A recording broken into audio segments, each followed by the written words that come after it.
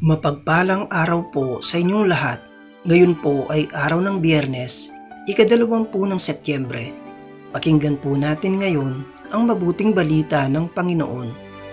Unang pagbasa. Pagbasa mula sa unang sulat ni Apostol San Pablo sa mga taga-Korinto.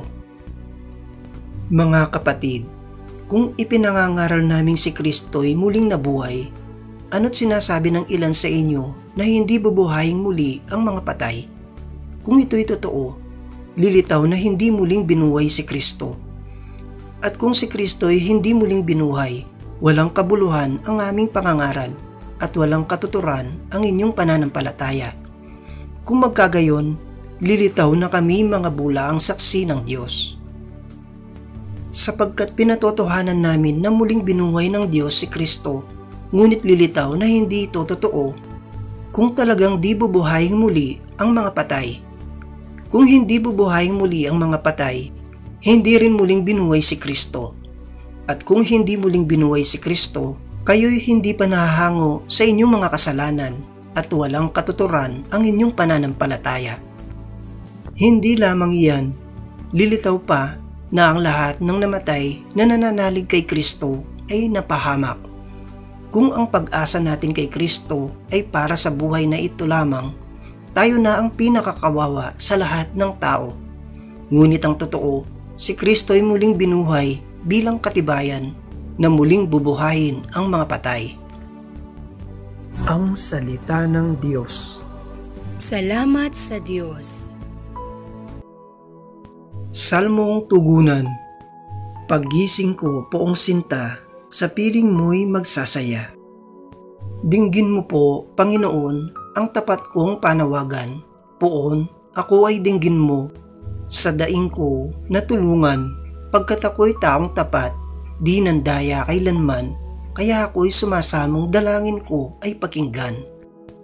Paggising ko poong sinta, sa piling mo'y magsasaya. Ang daing ko, Panginoon, ay lagi mong dinirinig. Kaya ako'y dumudulog at sa iyo humihibik. Sa amin ay ipadama yaong banal mong pag-ibig. Sa piling mo'y ligtas kami sa kamay ng malulupit. Paggising ko poong sinta, sa piling mo'y magsasaya. Kung paanong sa mata mo'y lubos ang iyong pag-iingat, gayon ako ingatan mo sa lihim ng iyong pakpak. Yamang ako ay matuwid, ang mukha mo'y mamamalas. Kapag ako ay nagising, sa piling mo'y magagalak. Paggising ko poong sinta, sa piling mo'y magsasaya. Aleluya, aleluya. Papuri sa Diyos Ama, pagkat ipinahayag niya, hari siya ng mga aba. Aleluya, aleluya. Ang mabuting balita ng Panginoon ayon kay San Lucas. Noong panahong iyon, nilibot ni Jesus ang mga bayan at nayon. Nangangaral siya at nagtuturo ng mabuting balita tungkol sa paghahari ng Diyos. Kasama niya ang 12 at ilang babaeng pinagaling niya sa masasamang espiritu at mga karamdaman. Si Maria na tinatawag na Magdalena, mula sa kanya'y 7 demonyo ang pinalayas.